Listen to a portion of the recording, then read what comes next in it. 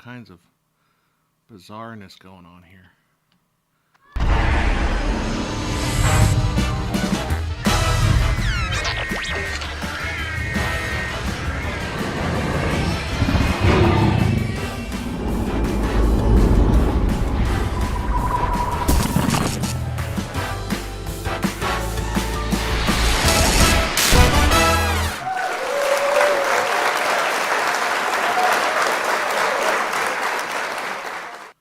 This is what happens. My goodness. This is what happens when you unplug your computer and take it all apart and do some paid work for it with it and then come back and it's not quite set up the way it was.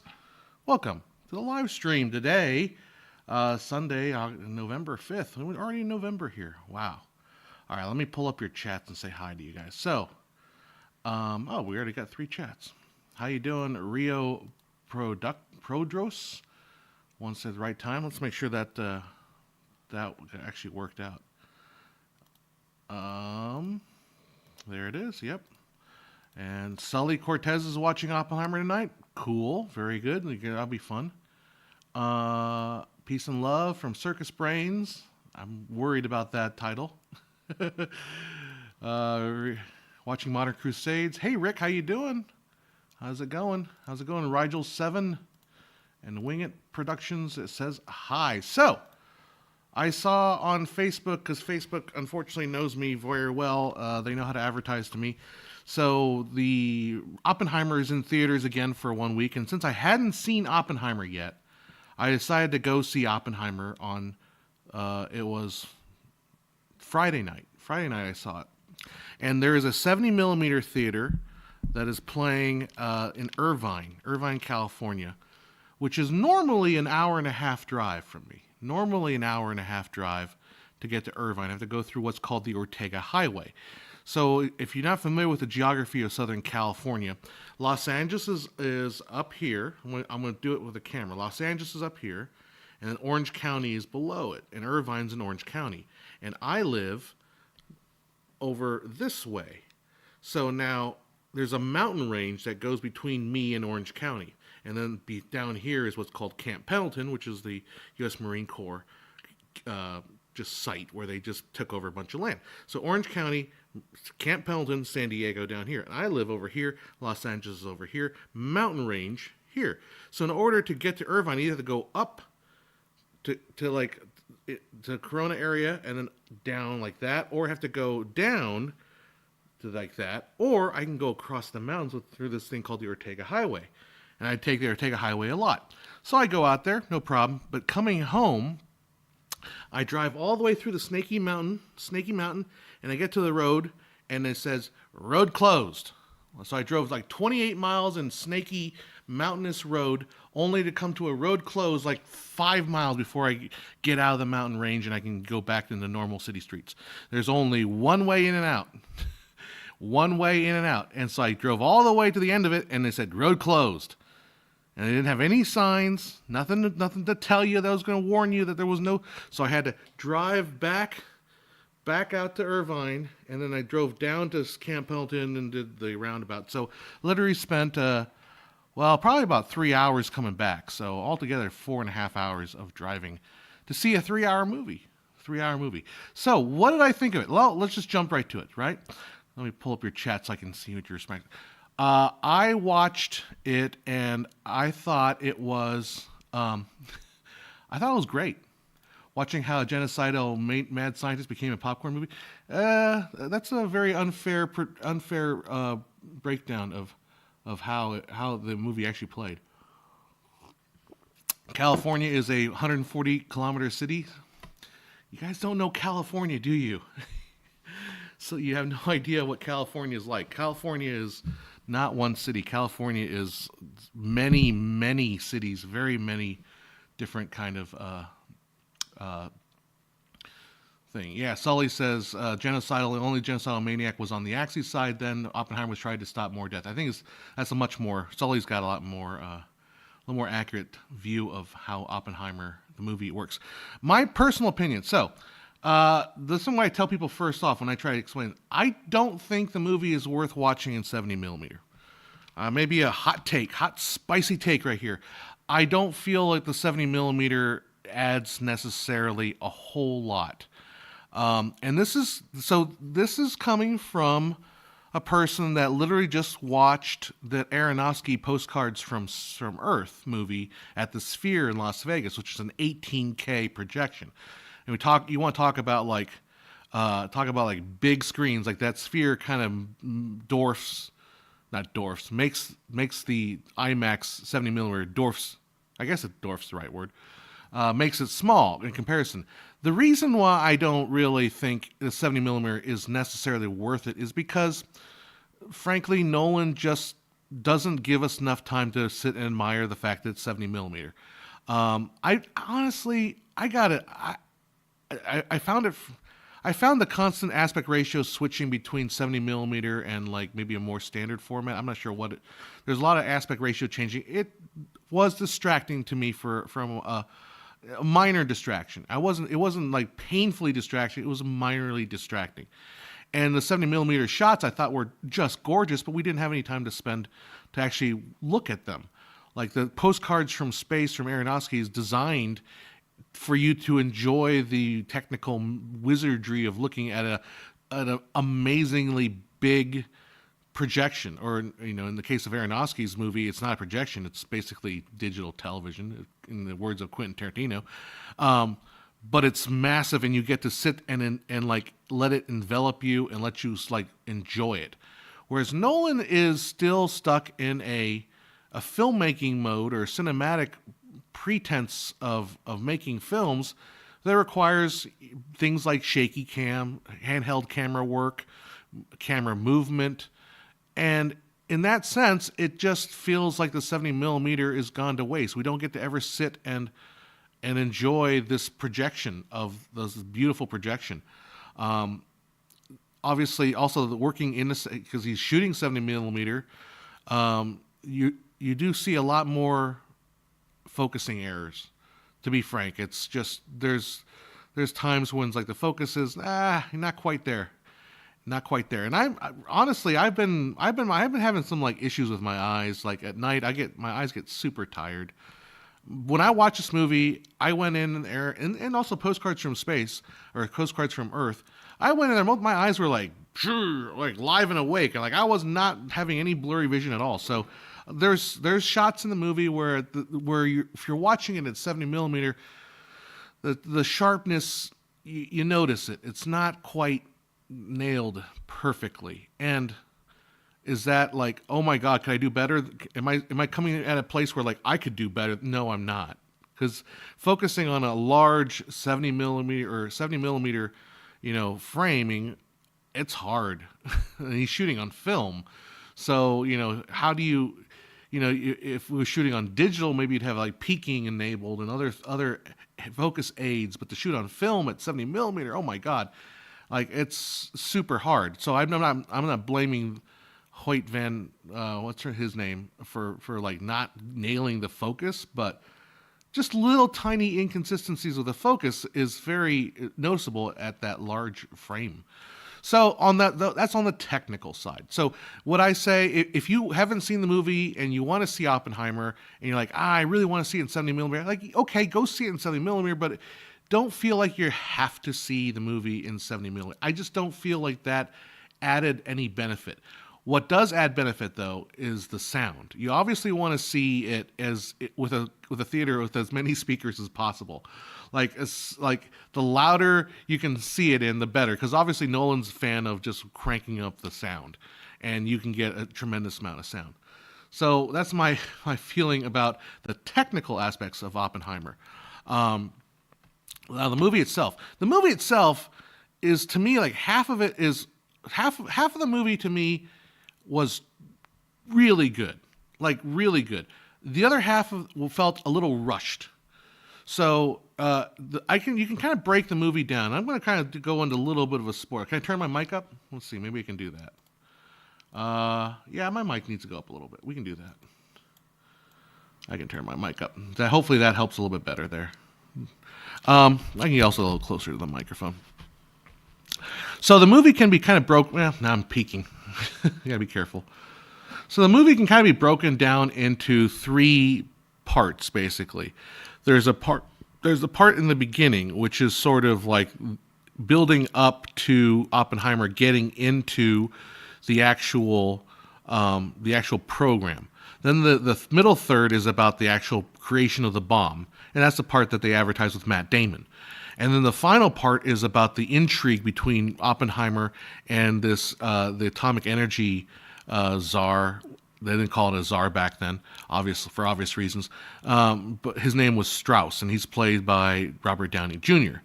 And to me, the bomb part and the Strauss part are the most interesting because they're at that point the way the editing works, the way the Nolan edits this thing. I don't know, I forget who the editor is, but the way it's edited is it's so it pushes you along so hard. It feels like a Batman movie. It really does. It feels like the Joker. If you remember back when not Batman Begins, but the one after that, with the Joker, and it's that tension. You keep ratcheting the tension. The tension ratchets, and it works really good for those last two thirds. The first third, though, Nolan doesn't have an ability. It feels like he doesn't know how to just direct and edit let some time go, because the first third just feels rushed. It feels like you're just like being pushed along. Partly maybe is the music's a little too over dramatic. I heard Chris Gore from Film Threat talk about it, that it felt the music was just bombastic at the beginning, and I kind of agree with that. The first third just feels, it doesn't feel like it takes any time. It just kind of pushes you from one scene to the next scene. Just you go. It works when we're dealing with the bomb. It works when we're dealing with the political intrigue between Strauss and Oppenheimer. That I totally dug it. Now, the last third, I dug it because I do enjoy political intrigue and I enjoy a little bit of politics.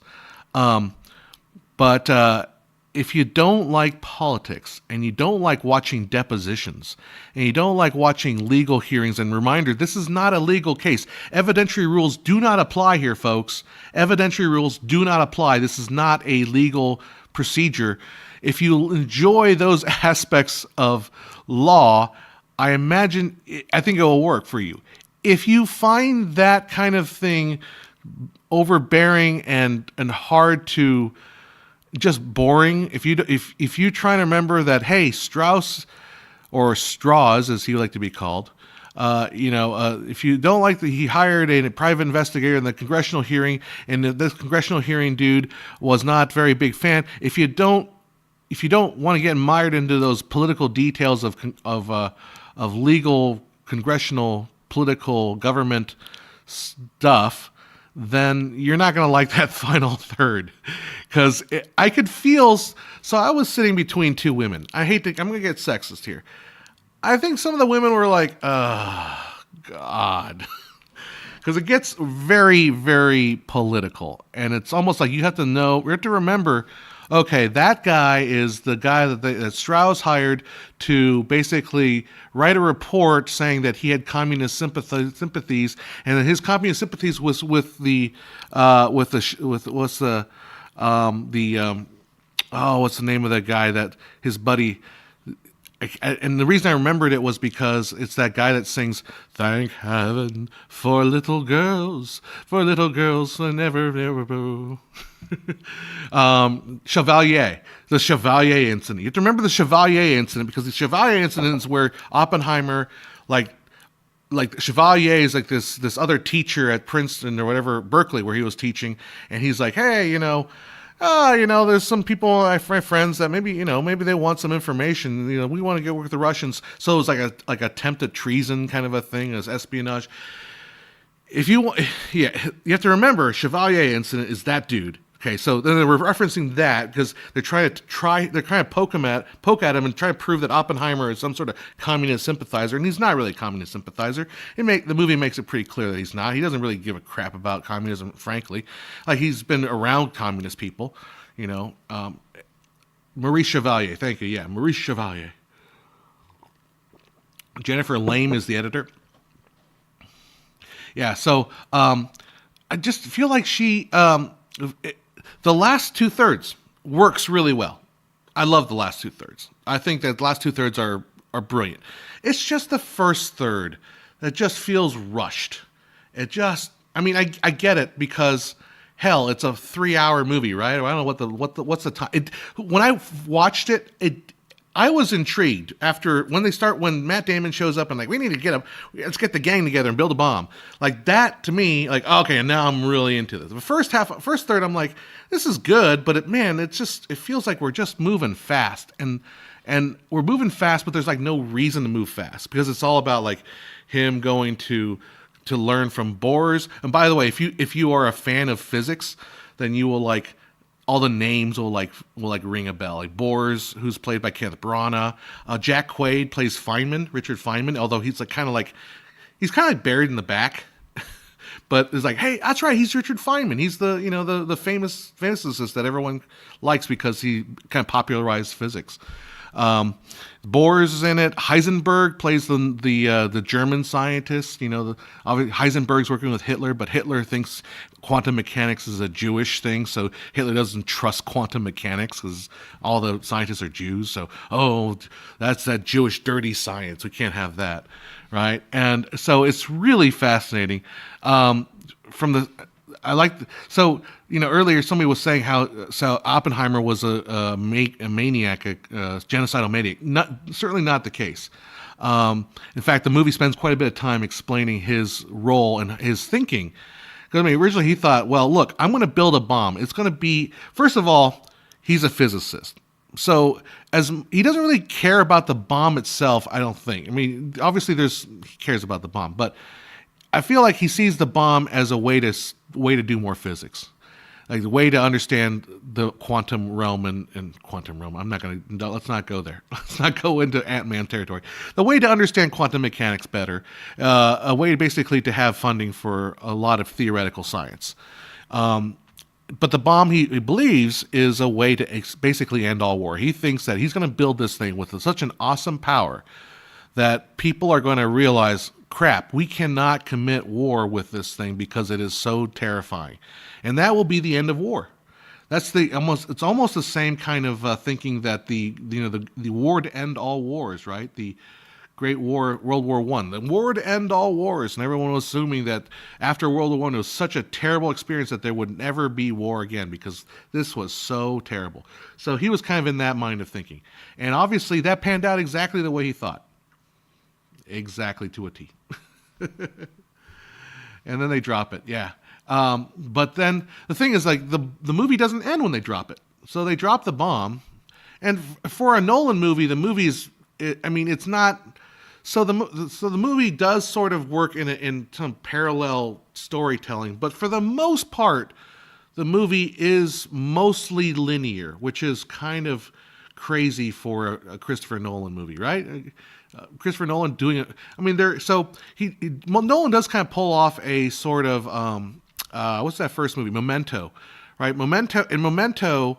I try to remember, were the scenes that occurred backwards were in black and white, and then the scenes that were in color were forward-moving movement. So essentially what happens in Oppenheimer 2 is the current time, which is this. So the movie kind of starts around this. It's the Strauss, however, when he wants to say Strauss, but Oppenheimer reminds him, doesn't matter how you pronounce it, they all know you're Jewish. So basically, Strauss is trying to get confirmation onto the cabinet for the atomic energy. I know, this is exciting stuff, right? This is a congressional hearing where they're trying to confirm him, to appoint him to the cabinet position of atomic energy. This is Hollywood summer blockbuster movie making right there. All right, so he's in black and white. So the whole thing kind of So the movie's kind of like the modern day. That's the kind of the story run through, right? And then they dip back into color, but the color portions are kind of linear progression toward the final moment, which is when basically the color version and then Strauss version smashed together. Anyhow, so for the most part linear. You're not confused like, oh, did this happen It's not like the other. It's not like what's Dunkirk. Dunkirk, which was just kind of a timey wimey. I like that term, timey wimey. Just kind of a mixture of time storylines. For the most part, very very linear, right? So, what do I want to say about that? Again, like the last 2/3 of the movie, fantastic. I loved it. The first third, I wish I could slow it down or just take your time with it. But other than that, I fully recommend. I recommend seeing it in a theater with as loud a sound system as they can find. If I would say go see the IMAX, go see IMAX, but not necessarily. You don't have to seek out the 70 millimeter. I think just any IMAX theater will do because you'll have the best sound in that movie. I saw Oppenheimer so long ago that now I barely remember what you're talking about. Yeah, exactly. I mean, I forgot about the movie until like I saw the ad for it on Facebook because Facebook knows exactly what it means. Like World War II happened because of the Jews. I hate that characterization. Where too many loses. I don't think that's not what that's. I don't know where you're getting that from. Because what I'm saying is that Hitler thought that quantum mechanics was a Jewish science. So Hitler didn't pursue the atomic bomb as seriously. So that's even though they wanted to, even though they're saying that the Oppenheimer thought that Heisenberg had like an 18-month advantage on the Americans as far as building the bomb. It turns out that Hitler wasn't really that interested in atomic weapons. So, have you seen Killers of the Flower Moon? No, I have not. I want to see it, but it's so long. It's longer than Oppenheimer, right? What I think of Cillian Murphy's acting. I thought Cillian Murphy did a fantastic job. Like, I felt he was so understated and very nuanced performance by Cillian Murphy. I thought all the actors were really good. Every single one. I really liked the actor that played the prosecutor in the. The big moment in the third act is about Oppenheimer trying to get renewal for security. I know this is what I mean. It's so governmental, but it's not a trial. It's a hearing to determine whether they will give Oppenheimer security clearance so he can maintain his position at Los Alamos or whatever he was doing at the time. I'm not quite clear exactly why, but they're going to take away his security clearance because they felt that he had too many communist ties. Right. So the whole last third of the movie is all about this hearing that occurs in 70 millimeter, right? So, I personally say I like it. I like it a lot. So there's a prosecutor. Basically, Strauss fills the room with like three of his buddies, and this one guy just rails on Oppenheimer, and I hated that character so much. Okay, I don't want to get too political, but if you remember watching the Rittenhouse case, it was Binger. I hate Binger with a passion because I hate that lawyer, and that hatred of that lawyer transferred to this actor. He kind of looks like the actor from Deep Space Nine, the Irish guy, Deep Space Nine and Voyager. That one dude kind of looks like it. I should look it up. We need to look it up. We need to look up who this guy is. All right, Oppenheimer cast. Let's go look. Where are you? So I really... I didn't know Gary Oldman played Harry Truman. Holy moly. Jason Clarke, by the way, is the name of the actor. He kind of looks like that guy from... the Irish dude from Deep Space Nine. But Jason Clarke, yeah, he was so good as a bad villain. As a terrible villain. And, yeah, he was really... I did not know... Gary Oldman played Harry Truman. That's blowing my mind. Because I noticed the actor they had playing Truman was like, man, that's a pretty good Truman impression. Like, we don't obviously have a lot of visual reference to what Harry Truman looks like and talks. I mean, we have a few films of him, but not a whole lot. Not like FDR or JFK or even, well, Eisenhower, not as much too. But, man, Gary Oldman played Harry Truman. That's he just. What can't Gary Goldman do? Good Lord, that was good. Florence Pugh was very good as the weird commie girl that was just like like don't fuck with crazy, and she's definitely in that crazy realm. That's fascinating. I'm just looking at some of the cast here. Um, yeah, Alden Enric, Ehrenreich, the Senate aide to. He was really good as kind of like the. And then Tom Conti played Einstein, and I thought he did a really good job as playing like kind of a. Everyone knows Einstein. Everyone knows who he is, so he plays sort of like a character that everyone has a kind of emotional attachment to. Is a way to do it. Anyhow, fantastic. Really enjoyed it. That's my thoughts. What do you guys? You guys seen the re-release of it all? Let's see what your comments are here. Will we one day be able to experience a movie like Oppenheimer just like in a theater, but in our home? Depends on how much money you want to spend on your home theater, really. Ever watch Blackadder? Love Blackadder. God, I love Blackadder.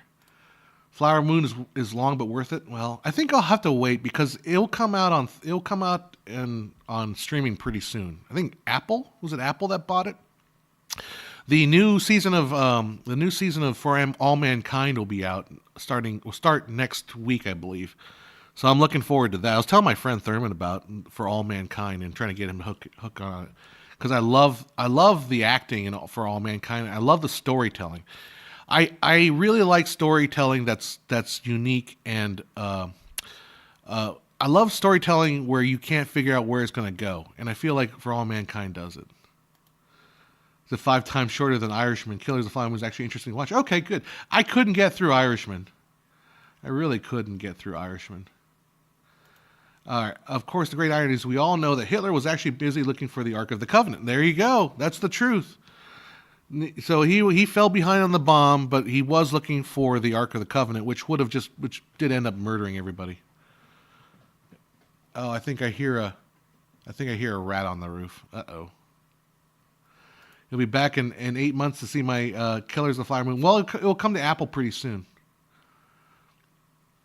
Colm Meaney, is that the name of the guy from Star Trek? Colm Meaney. Yeah, Colm Meaney. I always liked Colm Meaney. I never knew his name, but I always liked him as an actor whenever I saw him on TV. But yeah, this guy, look up Jason Clarke. Kind of looks like a young version of him. Josh Hartnett that's Josh Hartnett. My gosh. I don't recognize any of these people anymore. Josh Hartnett plays the theoretical physicist that works with Cillian Murphy, and he's the one that kind of advises him, like, hey, knock off the commie stuff because the government's watching you and they don't want to put you on the thing. It's interesting they got Jack Quaid to play Richard Feynman, and very little of him in the movie. But it's like, well, there's Jack Quaid. There's the boys. All right. Yeah, if Apple finances it, that means they're going to put it on Apple streaming like as soon as possible. Jack, I think I'm going to wait for it to drop on streaming. I think it's going to go on Apple. It'll probably go on Netflix as well. Bullet Science was talking to NASA about All Mankind. I want to hear about this. The key, they love the first season, but the science falls flat in season 2. Oh, Chris Hadfield? He's Canadian, right? He's a Canadian Canuck astronaut. Just watch Return to Oz. Love it for more than the original classic. Confirm my beliefs that Disney should be looked at as 2 or 3 different companies, not just Walt Disney creation. Yeah, I'm not a big fan of Return to Oz. I think it doesn't. I don't think it has any joy to it. It just feels it to me. What Return to Oz feels more like more brains than heart. I think. Very important. Pepe says, "Yeah, I'll just watch it on my phone.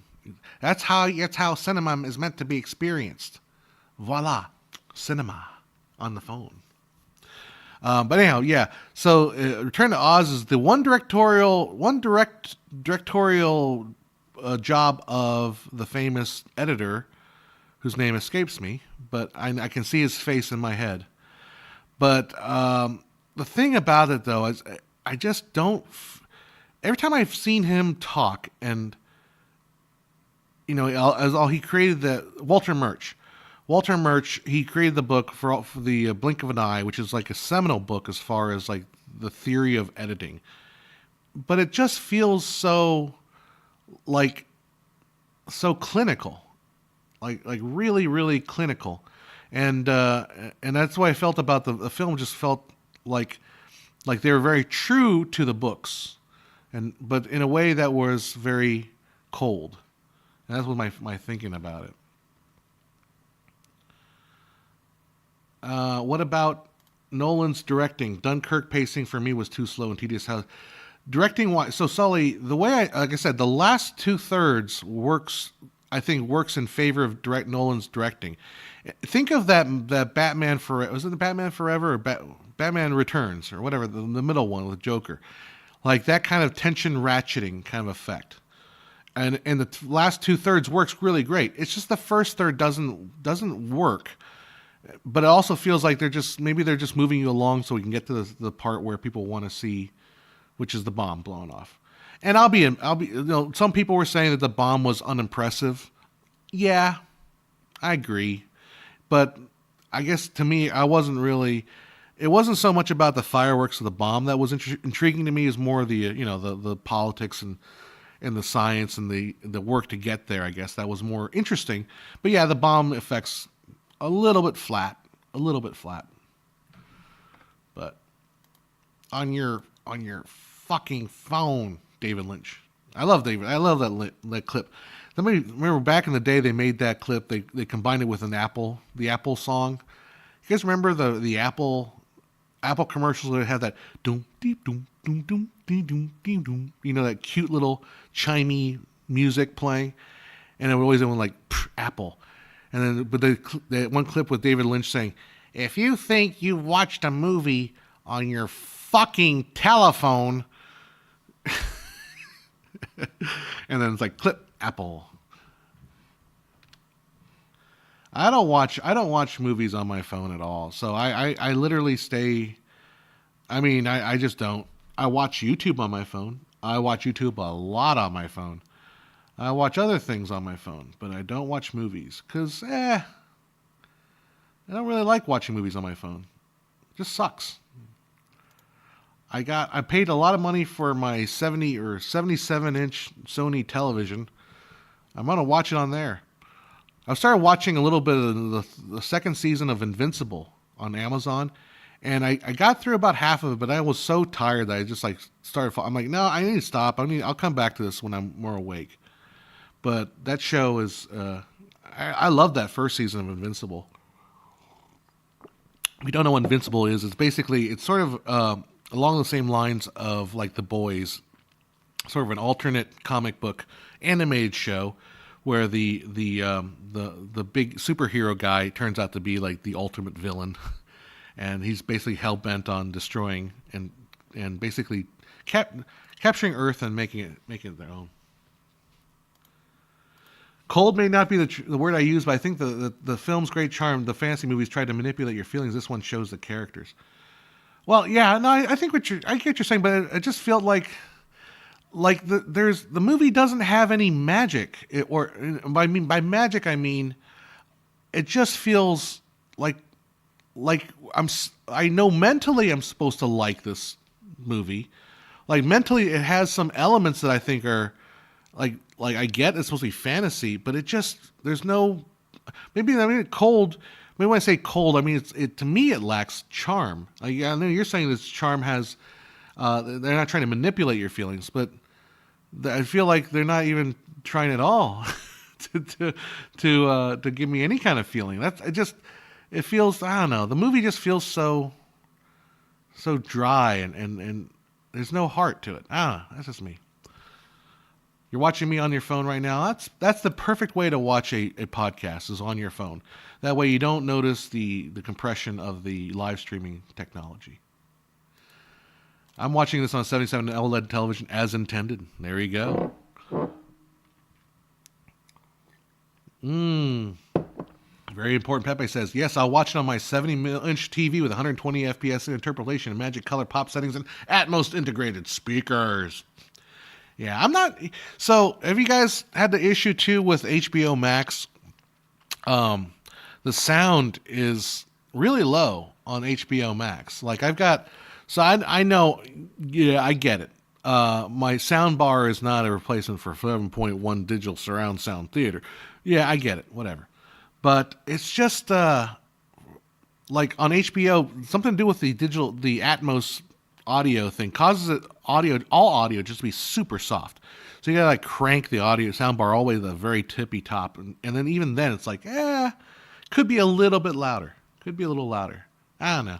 I don't know if they figured it out. I know on Apple TV, so Apple app for a while when I was watching the last season of Ted Lasso, there were shots in that show where it literally like got darker and darker. Like, did they really make this scene as dark as it is? And I'm not being like, so sometimes I know people talk about stuff like, oh, it's so damn dark. Like, no, that's meant to be that way.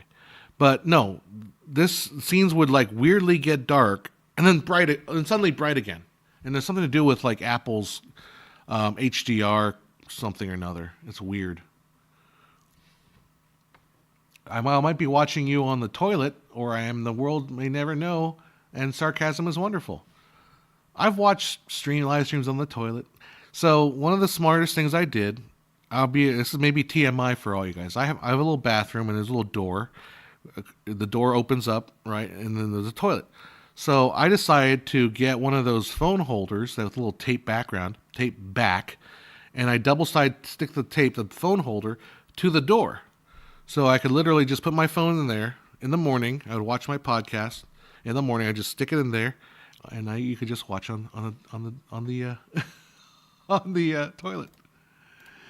I can't promise. We can disagree. Love the lunch fruit, the headroom, the wheelers, the flying sofa deer, and the gnome king die on the egg. Remind me of the best of Burton and Del Toro film. Yeah, of course we can disagree. Yeah, of course we can disagree. He never got to direct another movie again, so that's. I think it wasn't a hit, and I think that's why. I don't think the charm came across. Man, I got a bathroom with a door too. Nice. I know what you mean. All right. Yeah, the clever idea with the phone holder. Yeah, because what I was doing is I was balancing my phone on the handle of the door for the longest time. And I've broken several screens by like, moving, and the door, it falls off the door and then boom, cracks the screen. Like, when am I going to stop cracking the screen? I know. I'll get like a $10 little door holder from Amazon, just stick it on the door and boom. What podcasts do I watch? So I mean, there's no secret. I've said it before. I'm a big Scott Adams fan, so I watch him. That's kind of why I shaved my head. No, I'm just kidding. Shaved my head because I was going bald. So he's only my morning routine. So I watch that. Then I just kind of float around whatever kind of piques my interest. So I worry sometimes with certain podcasts, they can be kind of audience capture. And that's why, I don't stick around too long with podcasts, but I just listen. I mostly listen. I mean, I put them on YouTube. People go, why do you watch podcasts on YouTube? I just put them on in the background, that kind of thing. The simultaneous sip. Oh yeah. I've not done the simultaneous sip in a long time, but I can recite the morning thing by heart. Get yourself a cup or a glass, a tankard, cellar, or stein, canteen, jug, or flask, a vessel of any kind. How do I like my coffee? I like my coffee like I like my women. I like my coffee like I like my women. Sweet and full of milk. Are your haircut? A friend of mine would describe you as bald by choice. I don't know if I'm bald by choice. So I'm not bald in that I have hair up on this side. I had hair up on this side. I have hair on this side. I have hair on this side. But I have no hair back here. I mean, I think I should just convert to Judaism, and so I can wear a little yarmulke, and that would have covered my bald spot. That would be perfect.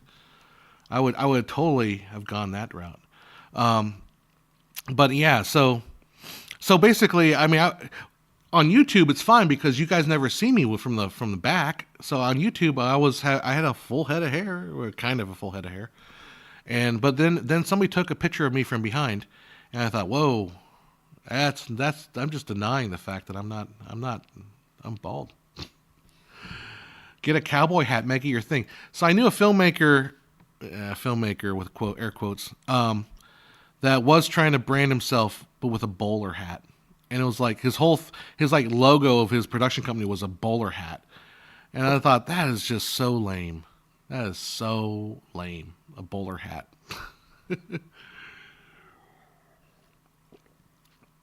Imagine the money you hear. So people that have not gone bald. Here's this inside baseball. Being bald or shaving your head like this is such a game changer when it comes to like everything. Like you no longer need to worry about buying shampoo, and that's like you think that's silly. No, you don't long need to worry about buying shampoo. You don't need to worry about drying your hair. Oh my God, the time saving. Are you kidding me? It's insane. Like, you just hop in the shower, you hop out. What? I need to dry my hair. This is amazing. Okay, and so maybe, and this is something that as it's a little bit more TMI. Okay. You don't need to shower as often because your hair doesn't get greasy. That was the reason why I would like shower basically. I'll go a couple days without showering. It doesn't matter because no hair. Don't have to worry about it. Just wash your face, clean up a little bit, and you're good to go. You don't need to shower every single day because you don't have the hair to reveal the fact that you haven't showered every day. So that's what's great about it. Is amazing. So I remember I had a meme where it was showing these Star Trek Enterprise characters. It'd be like Geordie LaForge was be like nice and clean cut. He's preppy, or he had that big Jerry curls, sex abuser. He had the what's her name, Crusher, and she was like cute with a big frilly hair, or milfy like with the straight hair, and so it had the two hairstyles for everybody, right? And it came down to Picard, and it had one word on it, Lear. So that inspired me. If if Jean-Luc Picard could pull it off, man, that's the way to do it. Now, Rigel7 says, Rush has a song called I Think I'm Going Bald. It's about Kim Mitchell. Well, that's a shame. As long as it's not about Jada Pinkett Smith. Get your motherfucking... Shut up, John. Will Smith just came through the door and slapping me on the face. All right, never mind. All right. So that's our thoughts on what you call it, Oppenheimer. I guess there's some more movies I gotta watch. I'm starting to get a little more free time back, so I can start watching some stuff again. Should probably go to the theaters. I have not seen Five Nights at Freddy's. I don't really have any desire to see Five Nights at Freddy's. I never got into the game. I had one student in my class that is a really big fan of the movie, or the game, so he saw it. He gave me a quick little review. He's sort of a special needs student, so it's hard to understand what he says all the time. But I'm glad he kind of got to see it at least. Go watch Killers of the Flower Moon. That's probably what I should watch. Probably watch that. Has anyone seen the Marvels? Is anyone going to go see the Marvels? No one's going to see the Marvels. Try some K-drama or J-drama. You might be hooked. Yeah. So part of me is, so you got to remember that I'm half Asian. So like part of me kind of rejects people's fascination with K-drama and J-dramas. Because it's like, it just feels like a little like ethno fascination, sort of like when they made what's the name of that? The Mikado, right? So, I mean, I'm kind of looking to get into another show that'll kind of just like keep me going. But I like to see something that's not. I don't want to read. I don't want to read subtitles. I'm sorry, right now. Subtitles, like I think when I watch it at home, when I'm watching at home late at night, my eyes get tired, and reading subtitles can get kind of frustrating because my eyes will just start to blur the subtitles. So you guys see Bottoms, okay? Bottoms, it's hilarious. Okay, Bottoms. What's Bottoms? Bottoms.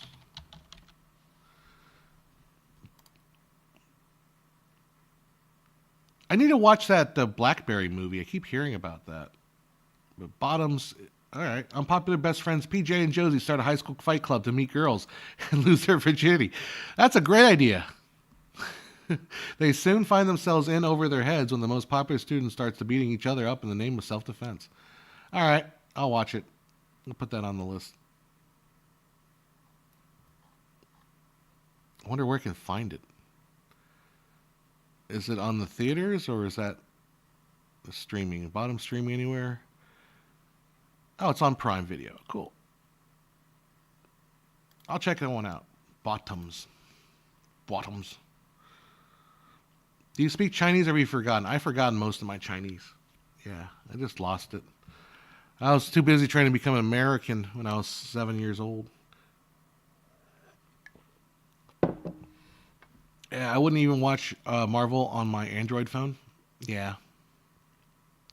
Yeah, they really... What I hear now, Robert Downey Jr. is going to come back to the Marvel universe. It's like, that is desperation. That is super desperate. I don't know. Like, so you can go back. You can literally go back. I'm going to flaunt my age here. You can go back and watch my review of Endgame, and it's actually a video. It's not a live stream. Watch my video of Endgame. I thought Endgame was great, but I did say at the very end, I said, "What are you going to do next?" And I think my warning was prophetically true. RDJ wants a free 100 million. I would too, I guess. It's not his fault. It's not his fault they're going to pay him ungodly amounts of money to basically walk around and basically kind of be himself. RDJ was great in Oppenheimer, by the way. He was really, really good. Like, he actually had to act in Oppenheimer. Like, he wasn't just being Robert Downey Jr. He felt like he was actually acting. Like, and he felt like he was acting as a person that was different than who he regularly comes off. So he kind of shows himself as an actor in that movie. I mean, Iron Man, he's likable. He's super likable. So I don't, I always enjoy him in Iron Man, but he's not, I don't feel like he's really doing his acting chops. Mr. Hess, you weren't born in California? No, I was not. If anybody done with Marvel, just make Edgar Rice Burroughs' Expanded Universe into movies, and that guy was the father of Expanded Universe. There you go. Iron Man to Endgame was great, but I checked out after that, pretty much. I thought WandaVision was pretty good. I enjoyed that because it was so out of left field. But after that, it just became totally worthless. Like, I didn't really even care for that Spider-Man movie, Far From Home. It was like, it was okay. I didn't love it. Everyone loved it, but I never watched any Andrew Garfield Spider-Man, so I didn't get that part of it. Netflix series got dubs for Asian and foreign films. Since Americans can't read subs, try Burn the House. Nice mystery. Asian writers wrote the female and male characters closer to real life. Cool. Check that one out. Is it true that you were born in a wagon on the traveling show? Yes. My mom actually used to say I was born in a watermelon. Like, they found a watermelon on the side of the road and picked it up, and I was inside of it. That was our stork story. I would be interested in MCU if they released nothing for the 5 years after Endgame, but they released like 50 hours of mediocre stuff. That's really the problem. It's not just Marvel with Star Wars as well, right? Like literally just the whole strategy of content in terms of what's his name that one YouTuber, content, just content. Uh, I should watch The Creator, by the way. Somebody else was mentioning Creator. My favorite three or four favorite parts of WandaVision were Kat Dennings. Yeah, pretty much. Kat Dennings is pretty good. Mm. They made John Carter. If it flopped, and Disney decided to buy Star Wars after that. Yeah, John Carter was a big. Like John Carter was sort of like the flop that literally rejiggered everything in Disney and had them kind of basically revamp everything. Like after John Carter, it was such a traumatic event for them. I think. Because I remember I had friends that were working in the industry at the time, and they were saying how like big a deal that flop was. It was bad. I'm so tired of hearing movies referred to as content. Yeah, I think so. I think content like this stuff that I do is content. Like this stream is content, right? I don't think movies are content because streams are more like content for a channel, right? You think of a channel as a sort of a feed of media content, right? So, like Filmmaker IQ YouTube channel is a series of now live streams and also some occasional videos that I need to go back and start making. That's content. Or television's content. But movies, yeah, movies are not content. But then I guess you can make the argument that movies are content for a streaming service, but that feels also kind of, I don't know if I buy that angle. When will it end? It will never end. They have storylines to the end of time. And they have hundreds of years of comic books that they won't ever follow. Scorsese talked about movies versus content. See, I think there's something about me and Scorsese. Like I like Scorsese, but he just feels angry and crotchety. Like I mean, I'm on the same board with him and Marvel now, but back then he was kind of like bitching about Marvel, before it became really evident that it was just really crap after a while.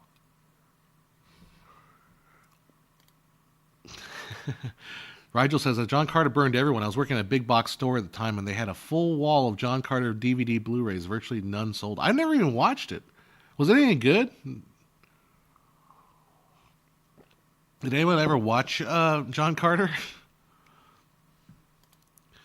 In Disney Wars, the executives use the word contents like a catch-all. Oh, God. It bugs me to refer to movie and series as content. I don't, yeah. I don't want to refer to them as a consumer. Wing, I like the DVD. Forget the Irishman, go watch Killers? Okay, I'll have to watch Killers. What was that one clip where I saw a short, I think it was Leonardo DiCaprio. He's like, excuse me, Robert De Niro, I need to talk to my director. And Martin Scorsese. It's like, you're a director. I was in the movie. Like, yeah, but you haven't been in the movie. What was that clip from? Was that just something they did? PR thing? Let's see. Oh, that's what you're saying. Emperor Iger. Yeah. Emperor Iger. Hitchcock was good. The movie Hitchcock? Is that what you're talking about? John Carter was okay, but the biggest problem is that you hired an animation director that didn't know how to make a live action story. Not everybody can be Brad Bird. Was that who directed John Carter? Was that Brad Bird?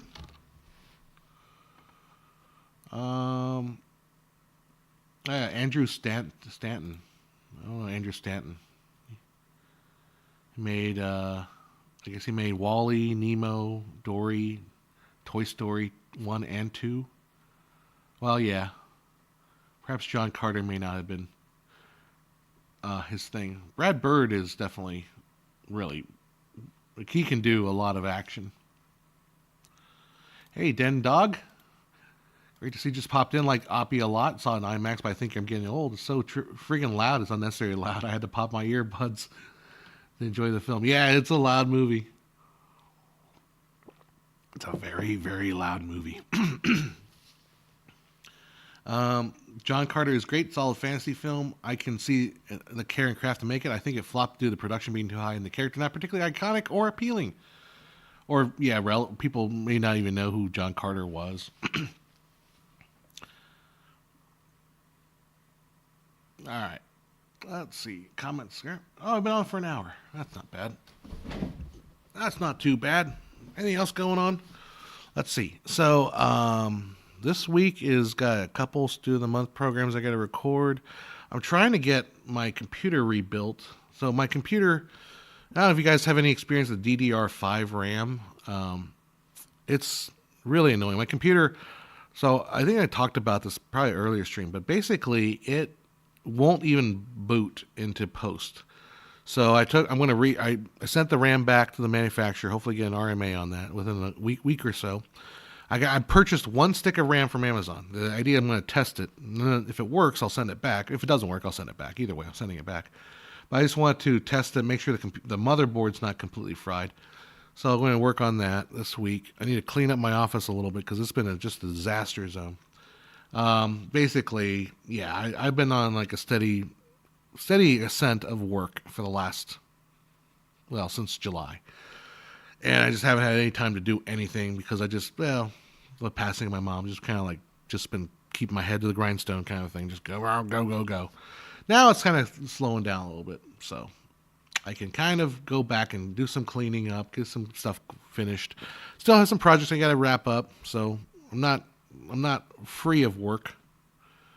Noir November. There you go. That should be what we should do. I got a Filmmaker IQ video that I was working on. I just haven't had time to do anything with it, so I'll try to go back to that. I did do the table reads, and I kind of wanted to put something together with that, but we'll see. I have to pull that back up again. All right. This guy's still talking about John Carter. I just wanted to give you guys some time to chat about John Carter. I should have called it what the books was originally published under, which was better than the title of Princess of Mars, or even John Carter was Under the Moon of Mars. Yeah, I don't know. Princess of Mars would not have flown, right? Because it's Disney, and Princess of Mars sounds like a girls' movie, man. That sounds like a little princess fairy tale thing. So that wouldn't have flown. John Carter, yeah, John Carter just doesn't. What do you? Well, at least it's not as bad as the title Mars Needs Moms, because Mars Needs Moms was the worst title I've ever seen. Yeah, there you go. I thank you for the IQ videos. Thank you very much. Hopefully get some more putting back. I just got to get back to doing some stuff. Right now, I don't know. I've just been. I'm trying to recover, basically. I've been so tired. So interesting, before I got on stream today, so I've got my computer that I'm using to stream here, which is going to be going into a mobile box in the next couple weeks. I noticed that when I was getting online, my down speed was like 200 megabits a second, which is normal. My office is about 700 megabits, but wirelessly 200 is pretty good. But my upload was like one megabit, and it was because the thing was inside this box, inside this metal box, and it wasn't the upload wasn't working very well. So I moved it out of the box, and man, now I've got like 200 up as well. So anyhow, should have called it Jimmy Carter. Yeah, there we go, Jimmy Carter and his peanut farm in space. Have I ever threaded a 35mm movie through a theater projector? No, I have not. I've seen it done. I've seen the big platters. I've been in movie projector theaters back when they were showing film. Nowadays, this is like 20 years ago, when they used to project film. They don't do reel to reel. They basically lay all the film out on a big platter, and then they splice the film together. So there's no reel to reel switch, right? It's just all on a big platter. and it just that's how the modern film projection works. Now it's all digital. So I've never done 35 millimeter. I've done 16 millimeter, done stuff like that. Oh, Valerian, the City of a Thousand Planets. More sci-fi stuff. Could you recommend some movies that you like the color tone of it? Hmm. Well, there's a lot of great. So, like Blade Runner 2046 was the color palette's just iconic now. The look of that movie. Let's see, another movie. I think it was a movie I saw recently. I really loved the color of it. I'm trying to remember. Well, I don't know. I mean, there's a lot. Obviously, looking at a lot of movies. So I got in it on this one Facebook thing. Oh my God, Facebook groups can be extraordinarily not toxic, but the stupidity in Facebook groups can be so overwhelmingly terrible. So one person put a video or a little Facebook post up there trying to show off his color grading skills, I guess. And he took this like medieval looking shot with a guy with chainmail, and it was very blue. And then he color corrected so it looked like kind of sepia tone, like 300 colored, right? And people were like, "Oh my God, this is log footage to graded," and people were like, "Wow, great job, great job." And then some people were like complaining. Some people say like, well, that wasn't good. You took a shot that had like character, which is the blue shot, and you made it like bland. And then people were kind of sniping back and forth. Well, I can't believe how negative this place is. There's so much negativity here. There's so much negativity. And it's like, no, they're right. This guy took a shot from a movie called The Last Duel, which was supposed to take place, which was already color graded, obviously. They took the movie Last Duel, a shot that takes place in the early morning at blue hour, which is supposed to look very blue. They took that and they basically stripped all the color. They color corrected this movie that was already color graded. It's not. Anyhow. So, Spring Breakers. I just didn't like the movie Spring Breakers. I just didn't feel like it did anything. But yeah, Spring Breakers got a really cool color palette to it too. Oh, there you go. I might be doing a music video. Been a while since I've directed. Yeah, there you go. I've never done a music video officially. I've done, I've never had to do I've done videos with music video elements, but I've never done a music video. I'd love to do one, but no one's ever approached me with the music video stuff.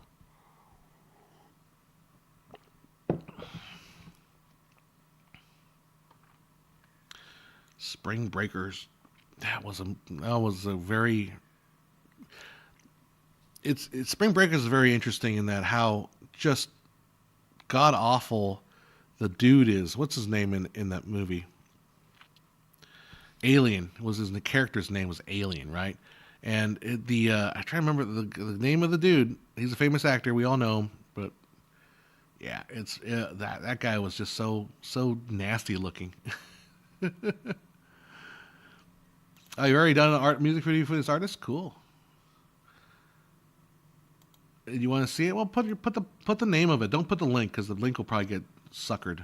James Franco, thank you. Yeah, James Franco plays just an awful human character in that movie. Drop the name of the music video. Just don't put the link because the link will probably just get captured. He looks like Riff Raff. Yeah. You're talking about James Franco?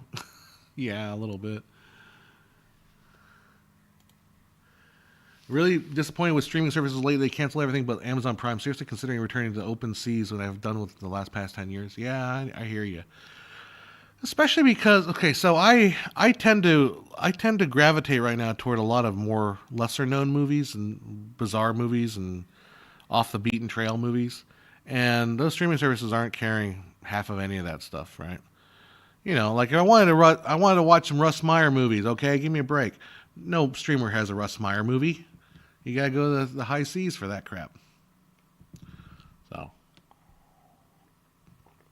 Rigel7 says the new song is Pick 2 Country Love Song. It should be the only one. Black and white thumbnail. Well, I'm gonna look it up real quick. I'm not gonna. I won't post it, but I'm just gonna see what it looks like. Rigel 7. Oh, cool. Nice. Yeah. Well, good luck. Hopefully you get a chance to do that. It looks like fun. What era of American musicals do you like or hate the most? I I like I like the best. My favorite era is probably 70s era, 60s 70s era. The era I don't like necessarily are the I'm not a big fan of the Roger Hammerstein era, late 40s 50s. Although to be fair, I mean they're more of historical interest to me, but not particularly something that I would say, hey, let's watch that. Not to say like, okay, people have this misunderstanding about Roger and Hammerstein. I think it's very bland and very whitewashed. It's not. Like if you go back and watch like Oklahoma deals with rape. I mean, it's dark. It's not like ooh, fun kind of thing. It's a little darker than that. Um, but yeah, I do like the '70s musicals, but I also like the more modern take on '70s musicals. So I feel like that's the most. I've always liked the revivals of stuff because revivals are kind of a way to like really rethink and how to approach a musical. Have I seen Gummo? No, I don't even know what Gummo is. Gummo sounds like a candy. Search for Gummo. Gummo indie drama. I've not seen that. Harmony Korine, Jacob Reynolds, Nick Sutton, Jacob. Teen friends Tumblr, and Solomon navigate the ruins of a tiny tornado-ravaged town in Ohio that is populated by deformed, disturbed, and perverted. Ooh. When not gunning down stray cats for a few bucks, the boys pass their time getting stoned on household inhalants. Elsewhere, mute bunny boy Jacob Sewell dons rabbit ears and is bullied by a kid half his age. His sisters Dot and Helen dodge a pedophile. Huh. Think I've heard of this movie. It's been a long time. That is a weird movie. So I was I get I get tagged by people on YouTube. Like you can mention me in your comment section or your no, you can mention me in your video title or your video description, and I see the mention. And I don't know. Like I have a weird thing in that I can appreciate very very bad stuff. I'm not saying Gummo is bad. I'm just saying. This made me think of it. But there's this one person that's been tagging me over and over in these videos, and this person's claiming to be like an artist, composer, singer, and they claim to have 4 diplomas. It's one of that type, right? So their videos are them trying to sing a song that they composed, and it is god awful. It is just terrible. And the video itself is like this bizarro conglomeration of pre-made assets and just thrown in, and it's like if in all my might I could never make this. And that sort of intrigues me because if you were to say, John, make a terrible music video, I would not be able to accomplish as terrible a video as this person made. And that intrigues me. And if I was teaching a class and this person came to class and I would help them, with their video, a part of me would recognize the sort of genius in how terrible this thing is. So I don't know. That's the point is there are some movies where you're like, I could never do that. I could never ever do that. Whether that's good or bad. I just could never do it.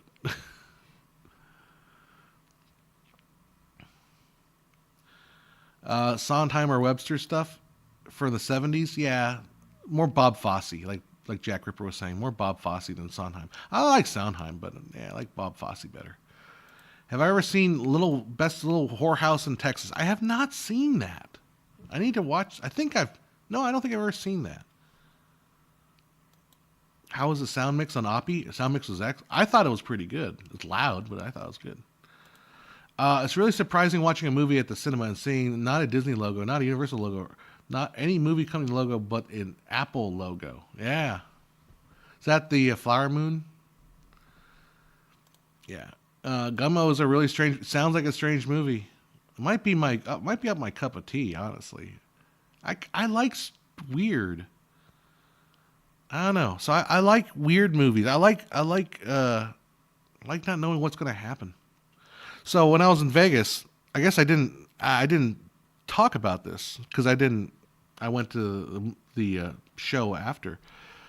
After I got on stream, the last week's stream, I went to Korean barbecue, which I always like Korean barbecue. It was like the most reasonably priced thing out there in Vegas.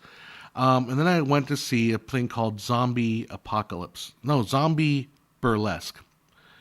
And Zombie Burlesque, it was this very, very interesting experience.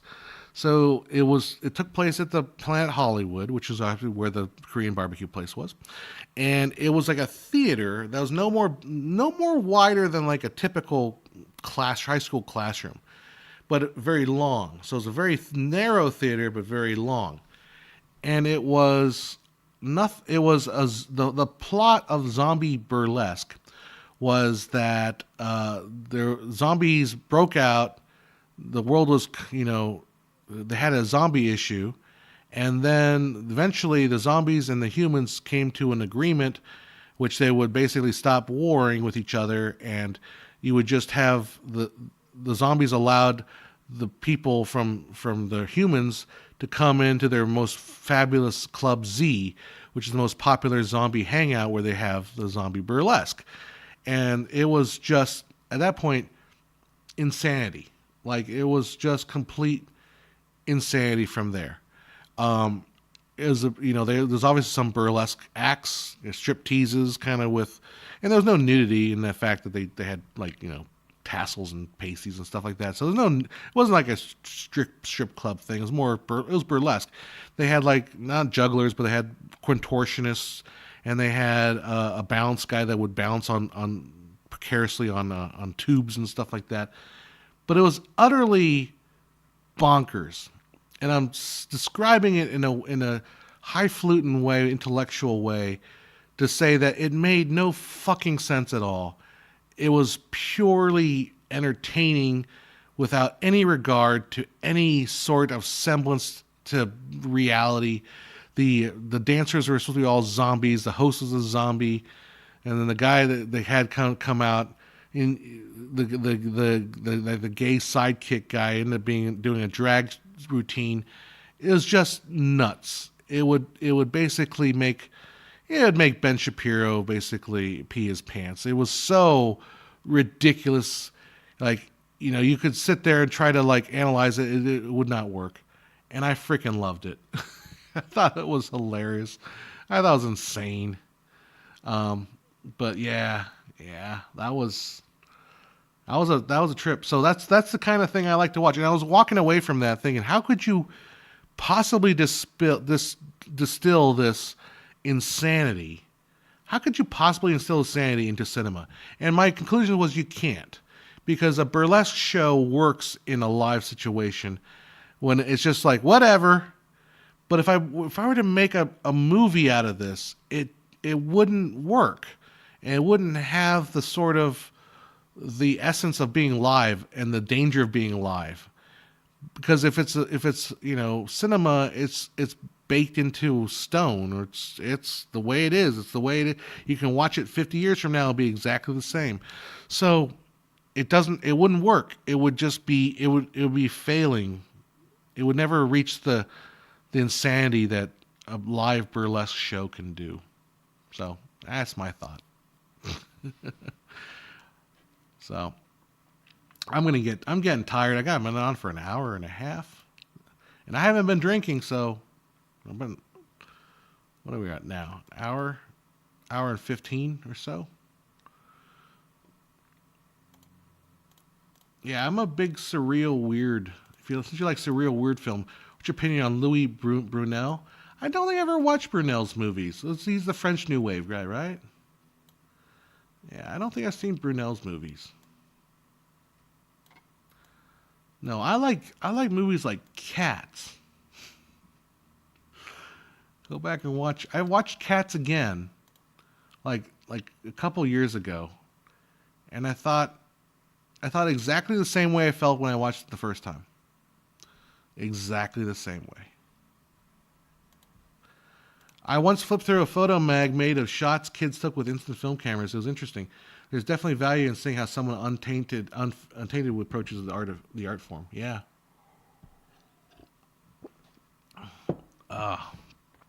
Anyhow, how do you feel about those mentions as a popular YouTuber? I'm not popular.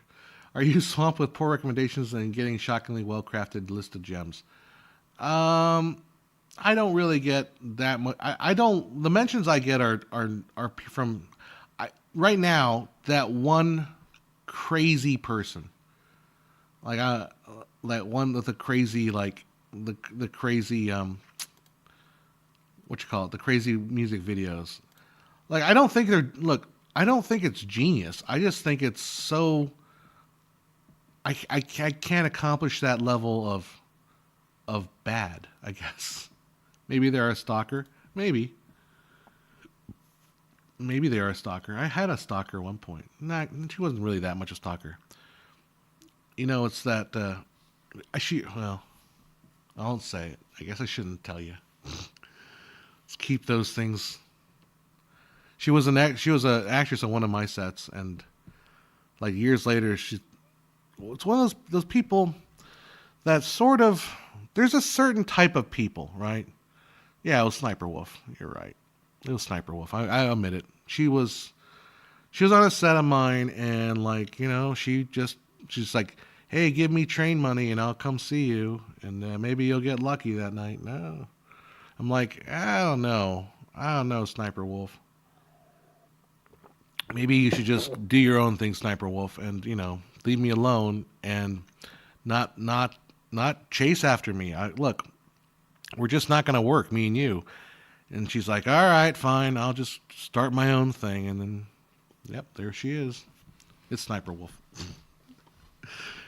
It was a Sniper Wolf. Sorry. Okay, I can't say that. Do you like Cronenberg? That sounds like something you'd see in an airplane movie. You like Cronenberg, Jimmy? You like Gladiator movies? You like Videodrome or Naked Lunch? That's a good movie. I think I saw Videodrome. Which was the other movie? Was it Videodrome? Is that the one with James Woods? I don't think I've seen Naked Lunch. I do like Cronenberg. I think he's just insane. Yeah, it's the one with James Woods. Yeah, Videodrome. Yeah, I like that one. I don't think I saw South. Have I seen the latest South Park? No, it's on. Where is South Park playing these days? I can't figure this out. Right, like it used to be on HBO Max. Or then it became now it's on Paramount or something like that. I don't have Paramount Plus. I mean, I might consider getting Paramount Plus because it seems like there's a lot of good stuff on Paramount Plus. But it's on Hulu. It's like everywhere. I don't know where do you even stream South Park. Let's look it up.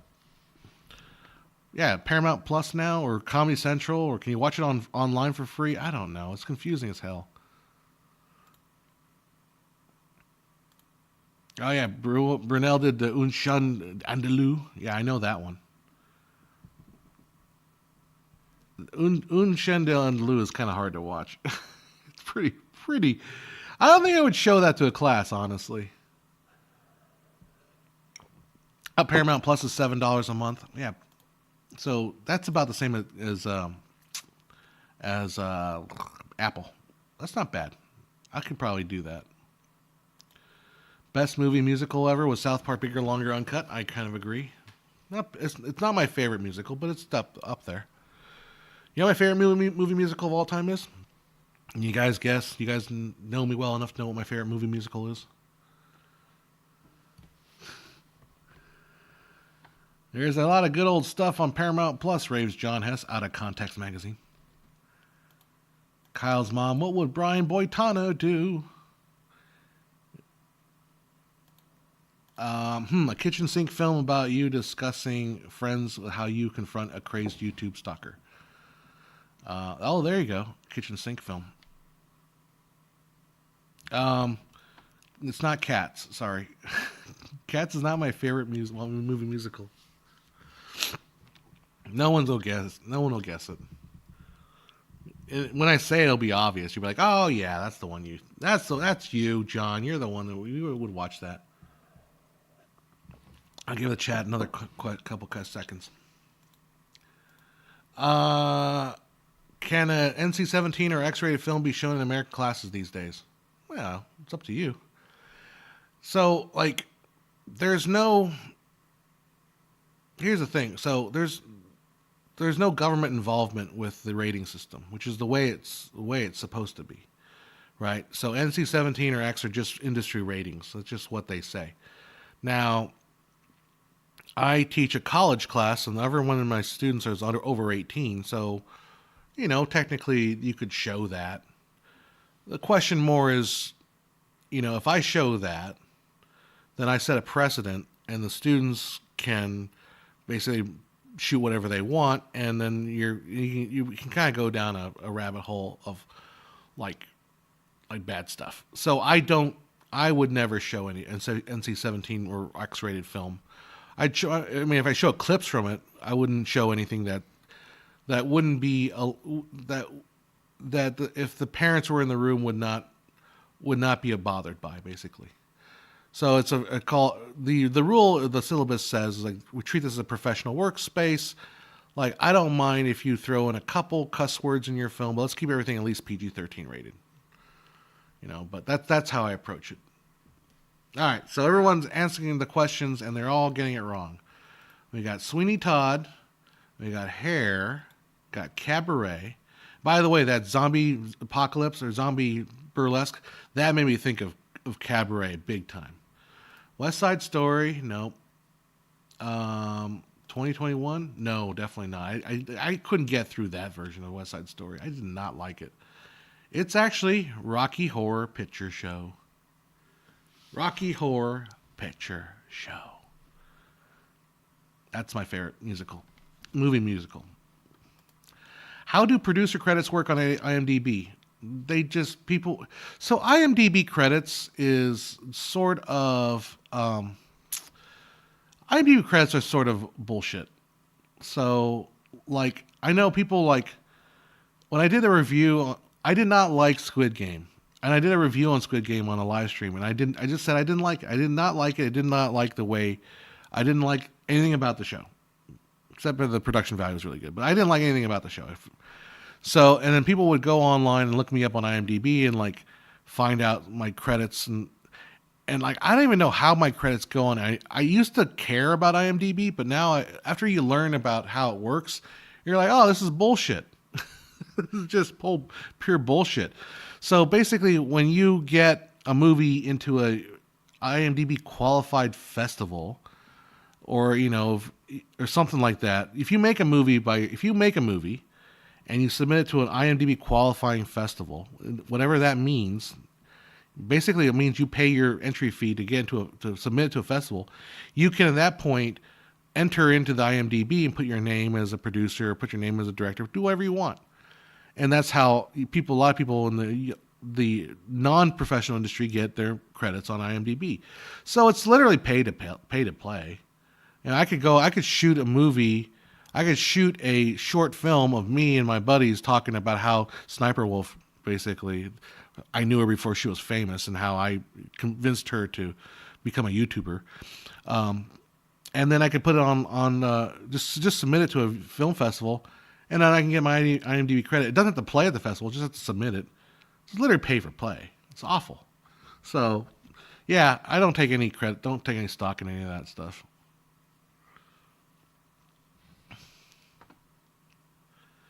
They even do the frame rate rap song. How was the video equipment? So the projector is awesome. I love it. It's really cool. It's a nice big projector.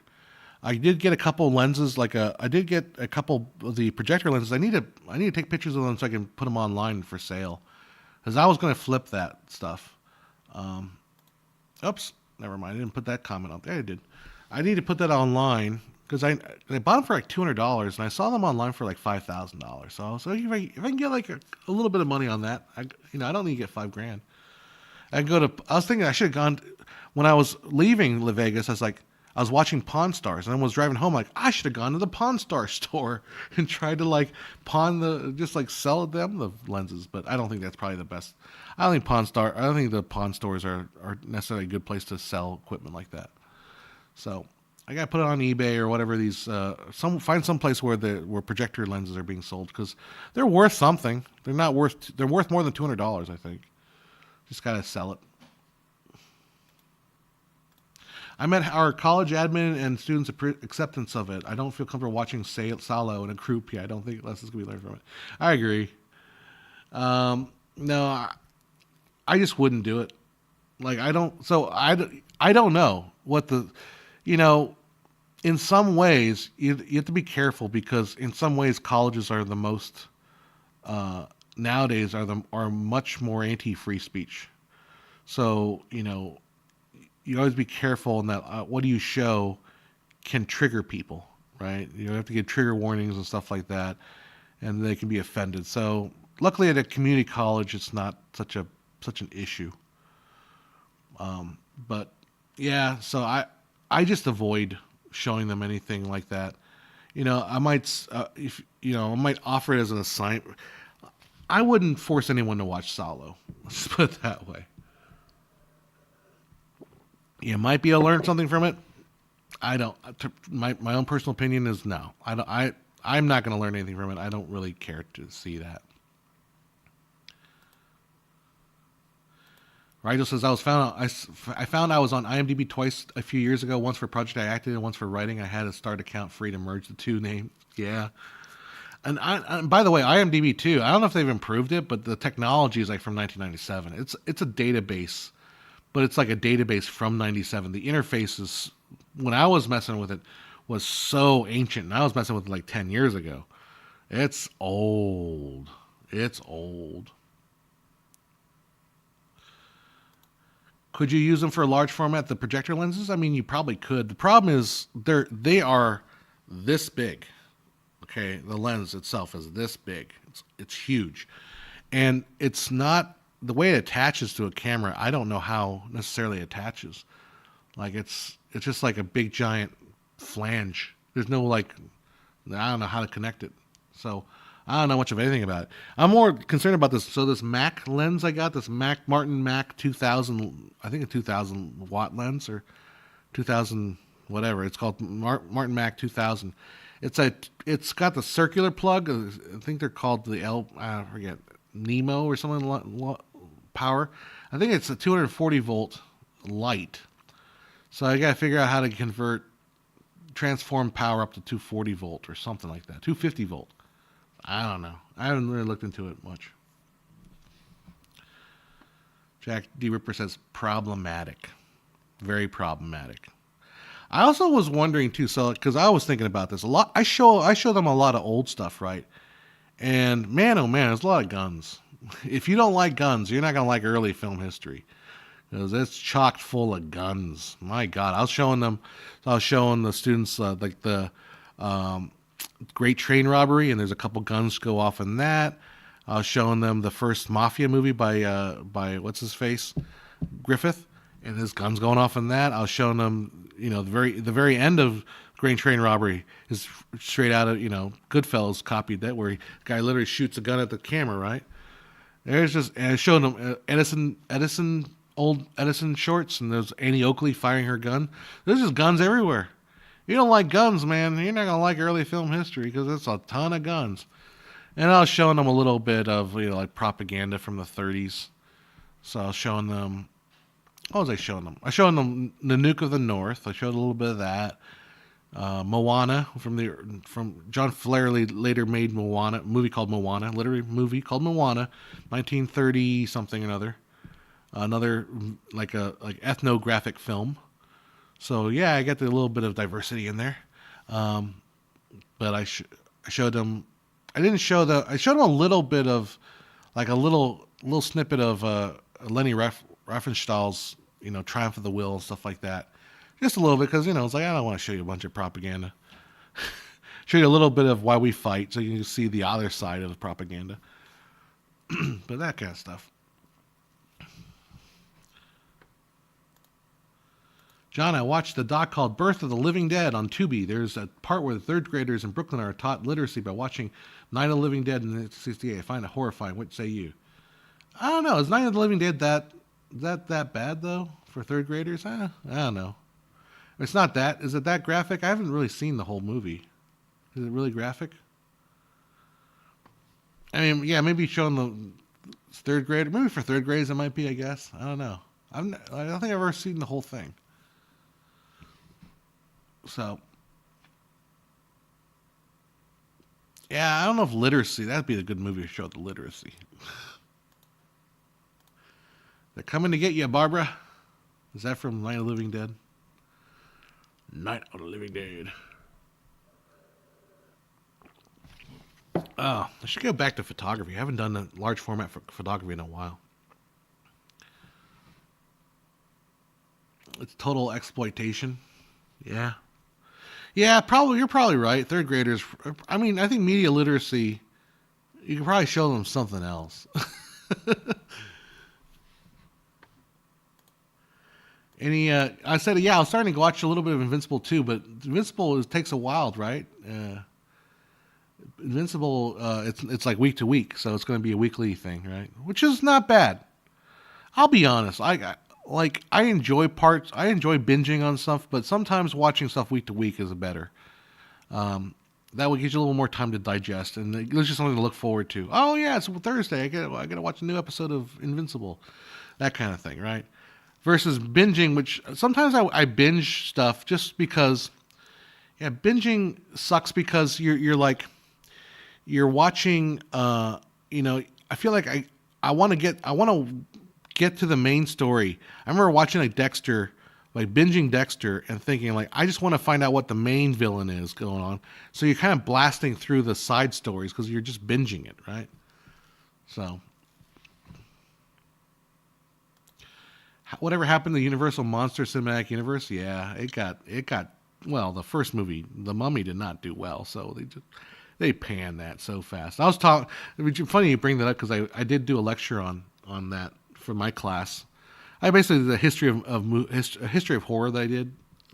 I just basically took that script and redid it, and I covered the Universal monsters. Very interesting to talk about that and see the students.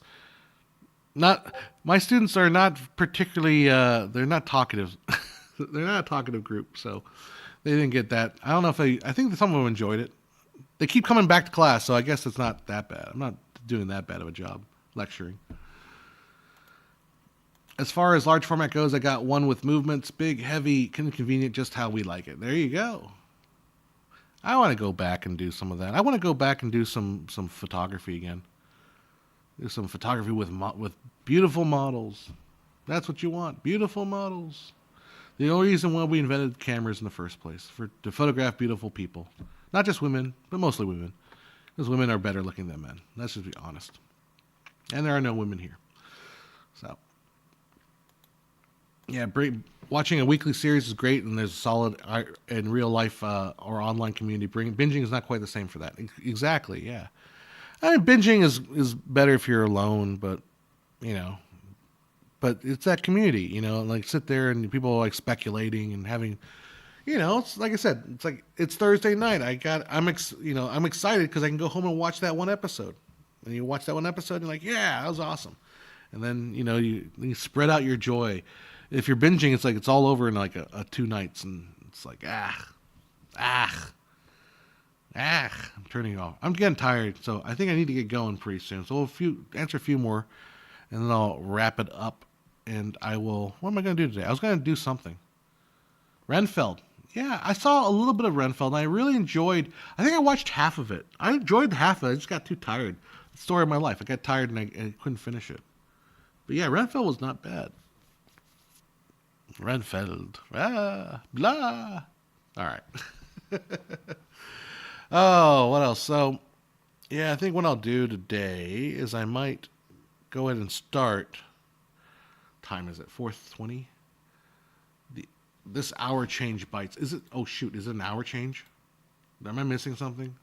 When is the hour change? Crap. Daylight savings time. Daylight. November 5th. Oh crap!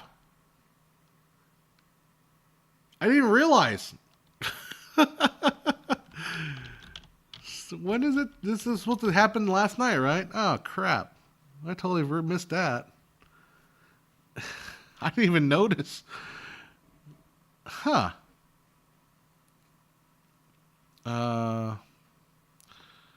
Fall back. Time change when you change the clocks. That was a day ago. Okay. I did not realize. Let's see. Why does 2 a.m.? Okay, where is it change? When does daylight end?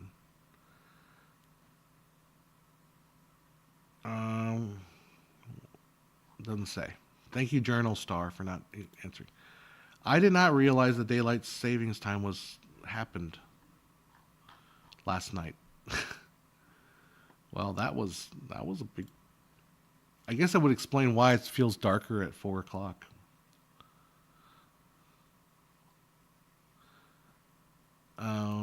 Okay, yeah, first Sunday of November of each year. Okay, wow, totally blew that.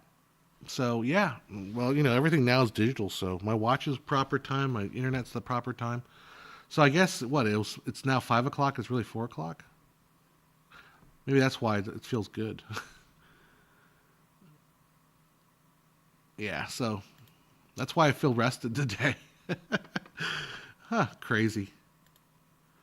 Anyhow, well, much more comments here. Watch Gummo and Bottoms. That's your homework. There you go.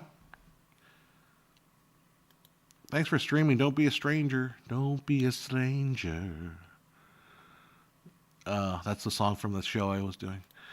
What do you think? What do you think can save the Disney empire other than laying off the working staff? I think a recommitment to some core values. I think that would help. Basically, I think if I were Bob Iger and I would have to make some very, very, very tough calls, I would say we're going to kind of embrace sort of an old-fashioned value system, and we're not going to get rid of like gay days at Disney. Let the gays have their thing, but we're not going to like be pushing a bunch of culture war stuff. I would say Marvel, we're going to cut back to one movie or one or two movies a year, something like that. We're going to really just pull the reins on all this shit. I would stop all the remake nonsense, and I would do a real hardcore effort to try to find new stories to tell.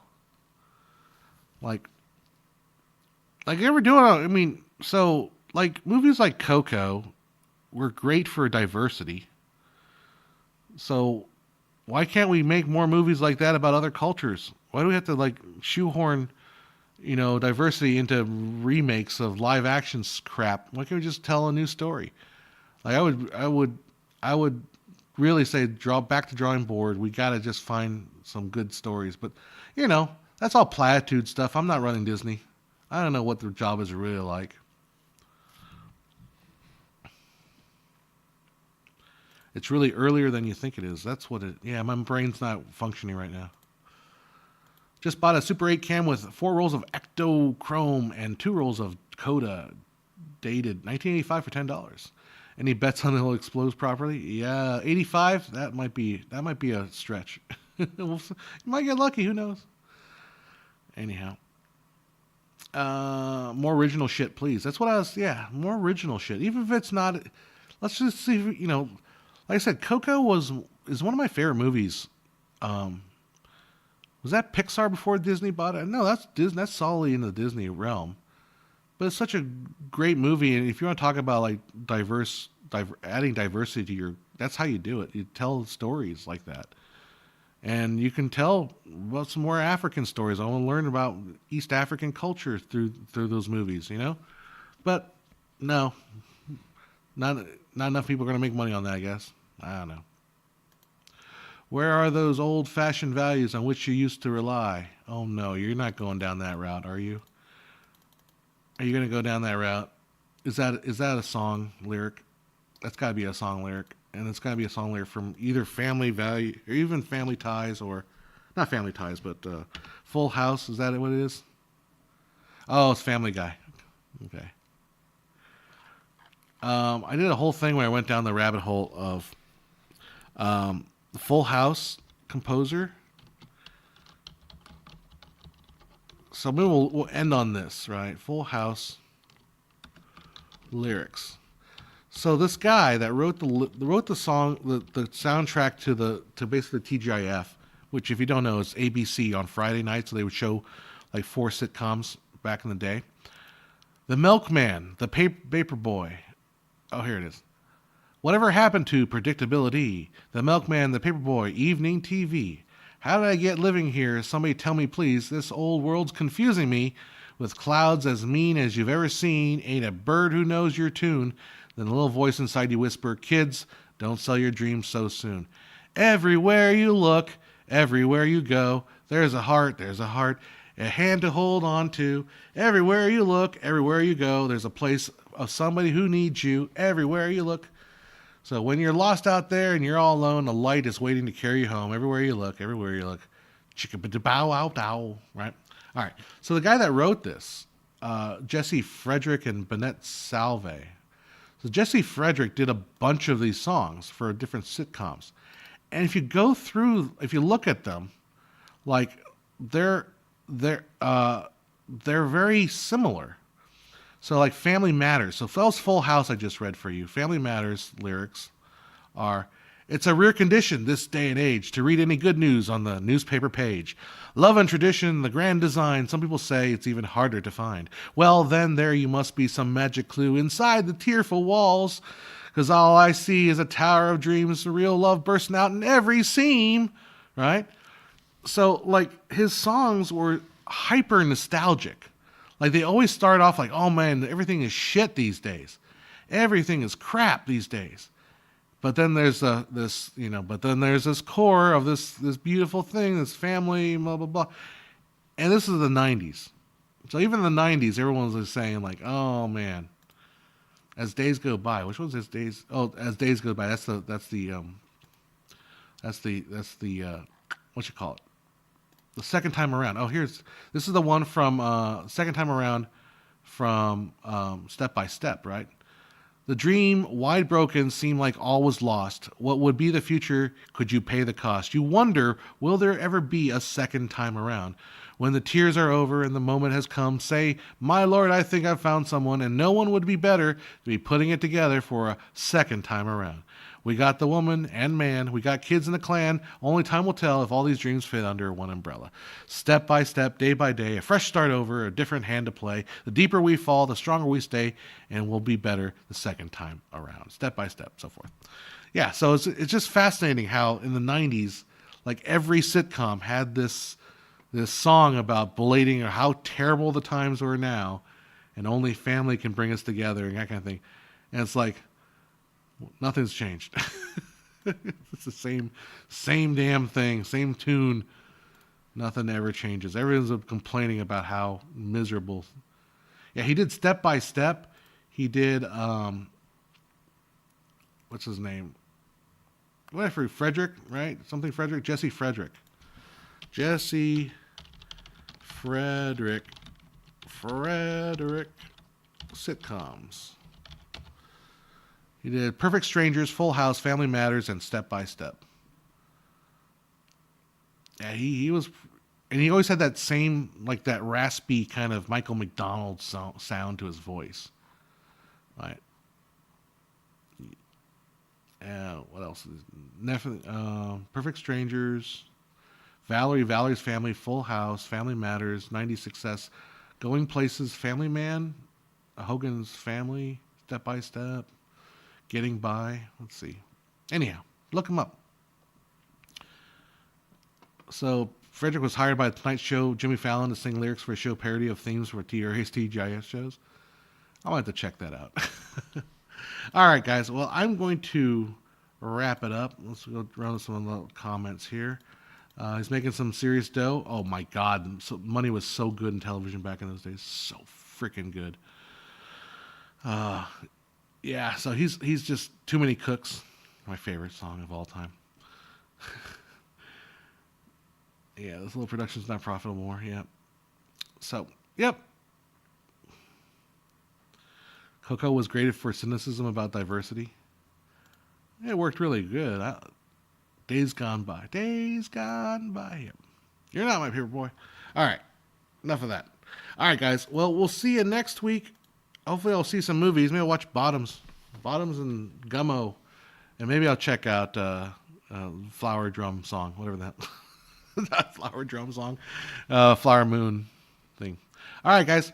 I'm going to hit the fade to black, and we will see you later.